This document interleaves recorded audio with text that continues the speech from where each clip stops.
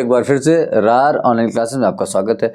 तो बच्चों थोड़ा सा मन लगा के पढ़ाई करना है। आप थोड़ा सा मन लगाइए और ध्यान दीजिए पढ़ाई में। और आज हम पढ़ने वाले हैं हम लोग यूज ऑफ हैज़ हैव। ठीक है, तो ध्यान रखना बच्चों, जब वाक्य के अंत में या वाक्य के बीच में या कहीं पर भी वाक्य में आपको रखना या पास दिया हो, और साथ ही साथ ये ध्यान रखना है कि कर्ता के अधिकार में होने ना होने का बोध हो, तो वहाँ पर बच्चों हम हैज़ और हैव का प्रयोग करते हैं।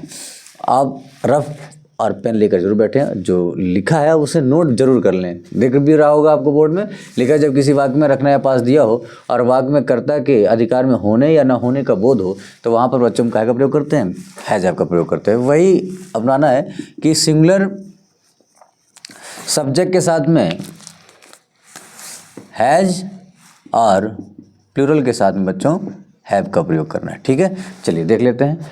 और सबसे पहले मेथड समझ लेते हैं। मेथड क्या, सब्जेक्ट हैज़ हैव और अदर वर्ड्स का इस्तेमाल करना है। ठीक है, एक वाक्य है, मेरे पास एक किताब है। मेरे पास क्या बच्चों, एक किताब है। सबसे पहले जाएंगे अंत में है, इससे पता चलता है कि वाक्य प्रेजेंट में है, लेकिन साथ ही मैंने कहा कि वाक्य में रखना है पास दिया हो, दिखा है पास में दे रखा है, तो बस जैसे ही पास मिल जाए आपको तुरंत ध्यान दे देना। और इसमें देखो एक चीज़ और होगी कि मेन वर्ब ना दे रखी होगी। क्या नहीं दे रखी होगी, मेन वर्ब, तो ये भी आपको गौर करना है।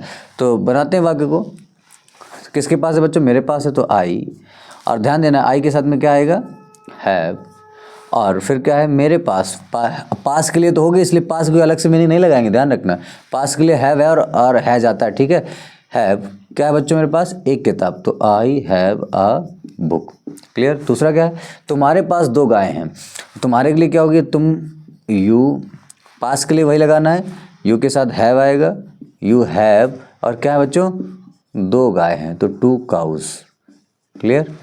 उसके दो पुत्र हैं, ये वाक्य थोड़ा समझना है। इसमें रखना है पास तो नहीं दे रखा है, लेकिन क्या दे रखा है, उसके दो पुत्र हैं, यानी पुत्र अधिकार में, यानी कर्ता के सब्जेक्ट के अधिकार प्रदर्शित करता है कि दो पुत्र हैं, यानी उसके पास कितने हैं, उसके दो पुत्र हैं, उसके पास दो पुत्र हैं।